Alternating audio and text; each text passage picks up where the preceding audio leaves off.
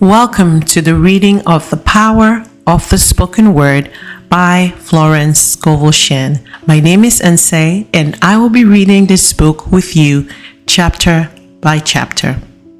The foreword. Florence Scovel Shinn taught metaphysics in New York for many years. Her meetings were well attended, and in that way, she was the means of bringing the message to a considerable number of people. Her books have had a wide circulation not only in America but abroad. They seem to have a knack of finding their way to remote and unexpected places in Europe and other parts of the world.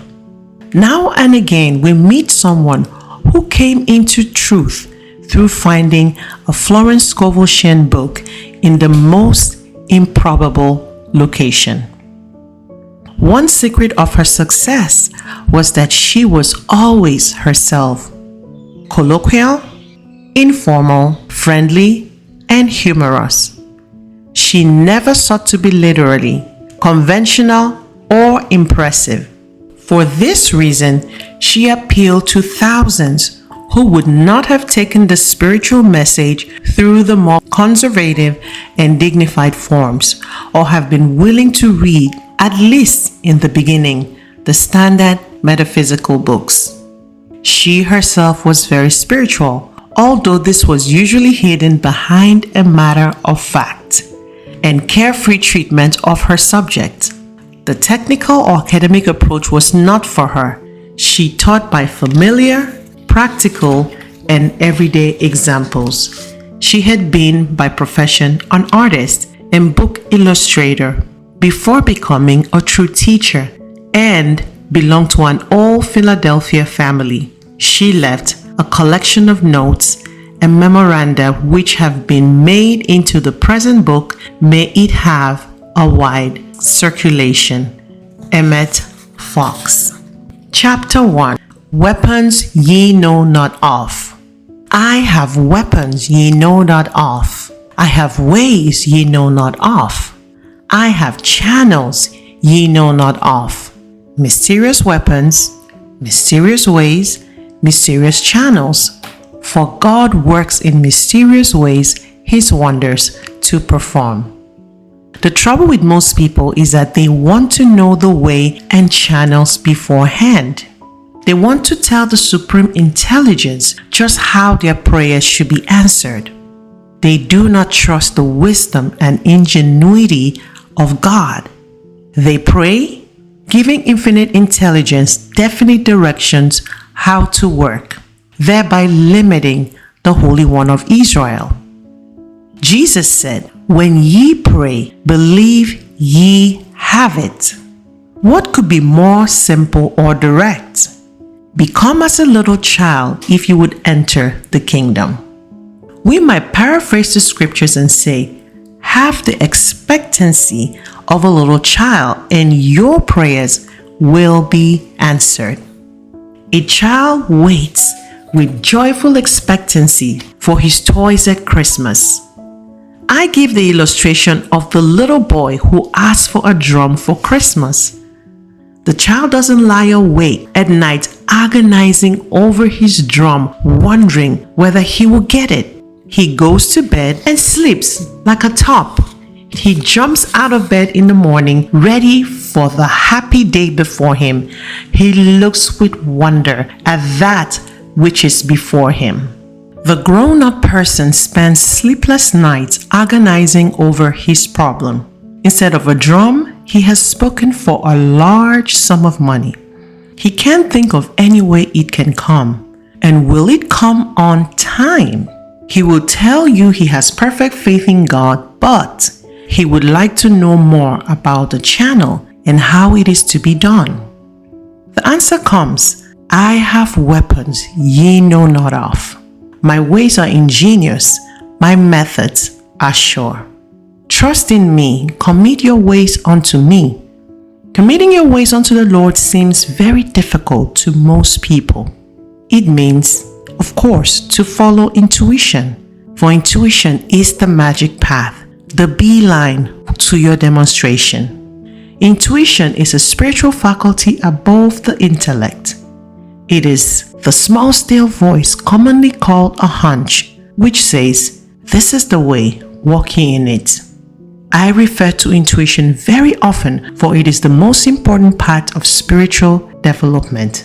It is divine guidance. It is the God within. It is the eye which watches over Israel and never slumbers or sleeps. With it, nothing is unimportant. Acknowledge me in all your ways, and I'll make plain your path. Remember, despise not the day of little things, of seemingly unimportant events. It is very difficult for a person who has always followed the reasoning mind to suddenly follow intuition, especially people who have what they call regular habits. They are accustomed to doing the same thing every day at the same time. Meals like clockwork. They get up at a certain time and go to bed at a certain time. Any deviation upsets them. We have the power of choice. We may follow the path of intuition or the long and hard road of experience by following the reasoning mind. By following the superconscious, we attain the heights. In the intuition are the pictures of eternal youth and eternal life, where death itself is overcome. We have the power to impress the subconscious mind with the picture of eternal youth and eternal life. The subconscious, being simply power without direction, carries out the idea, and we have our bodies transmuted into the body which can never die. We see this idea partly expressed in the moving picture, The Lost Horizon. Shangri-La was a symbolic picture of the world of the wonders where all conditions are perfect. There is a spiritual prototype of your body and affairs. I call it the divine design. And this divine design is a perfect idea in your superconscious mind. Most people are far from expressing the perfect design of their bodies and affairs. They have stamped the contrary picture of disease, old age, and death upon the subconscious, and it has carefully carried out their orders. Now we must give a new order. Let me now express the divine idea in my mind, body, and affairs. If you will impress the subconscious by repeating this statement, you will be amazed at the changes which soon take place. You will be bombarded by new ideas and new ideals. A chemical change will take place in your body. Your environment will change for the better, for you are expanding rapidly into the divine plan where all conditions are permanently perfect. Lift up your heads, ye gates, and be ye lifted up, ye everlasting doors, and the King of glory shall come in. Who is the King of glory? The Lord, or Lord, strong and mighty, the Lord, mighty in battle. Now remember, the Bible is talking about thoughts and states of consciousness. Here is a picture of the perfect idea of the superconscious mind rushing into your conscious mind. Gates and doors are lifted up, and the King of glory comes in. Who is this King of glory? The Lord strong and mighty, the Lord mighty in battle. This King of glory has weapons ye know not of, and puts to flight the army of aliens, the negative thoughts entrenched in your consciousness for countless ages. These negative thoughts have always defeated the manifestation of your heart's desire. They are the thought forms which you have built up in your subconscious by constantly thinking the same thoughts. You have built up a fixed idea that life is hard and filled with disappointment. You will meet these thoughts as concrete experiences in life, for out of the imaginations of the heart comes the issues of life. My way are ways of pleasantness. We should all build up in consciousness a picture of peace, harmony, and beauty, and someday it will push itself into visibility. The divine idea of your life often flashes across your consciousness as something too good to be true. Very few people fulfill their destinies. Destiny means the place you were destined to feel. We are fully equipped for the divine plan of our lives. We are more than equal to every situation. If we could get the realization back of these words, doors would fly open and channels be cleared. We could actually hear the hum of divine activity, for we would be linked with infinite intelligence which knows no defeat.